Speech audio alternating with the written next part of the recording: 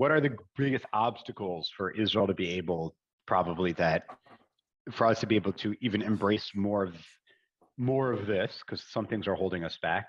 And let's say, what do you think are the obstacles going forward, not the reasons that you may ascribe until now, why we're not able to deal with like real infrastructure and other projects like this? You know, it'd be great, like when they have a shopping center, to have a freaking parking lot with enough parking.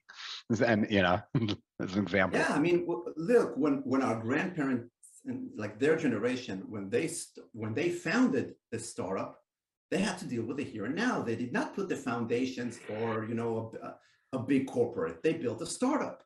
Mm-hmm. Waze was not built to be sold to Google. Waze was built to, you know, as a startup, because that's how Right. startups start.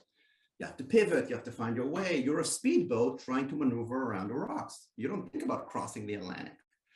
So there's a reason the country is built this way. I mean, Tel Aviv does not have streets and boulevards.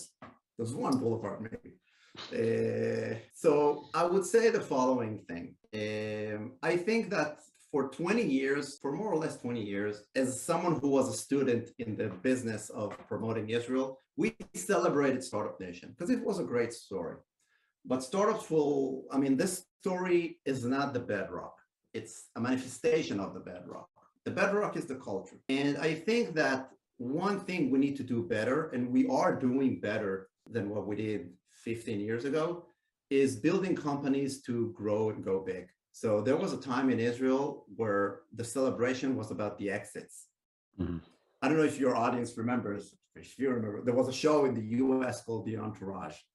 Entourage is great. Didn't they have an Israeli version, didn't they? So that's where I'm going with this. But what's the backstory of The Entourage? It's this person who built an empire, and then it's about what him and his friend are doing, like after, you know, he built an empire, right? In Israel, there was another version of The Entourage. It was called Mesudarim, meaning they got arranged. Like they're good. Right. That's the analogy. They're fixed. They're done.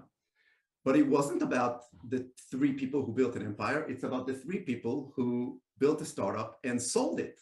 Right. Now, the backstory is different because for us, 20 years ago, success means startup and exit. Today, I think that culture is changing. So for many years, a lot of thought leaders in the tech industry in Israel spoke about from startup nation to scale up nation. Right. So that Wix becomes an empire, so that Payoneer becomes a big company, so that, you know, Outbrain, I mean, they grow big and they don't sell out once they have the opportunity. They keep the company private and grow it big and then go IPO.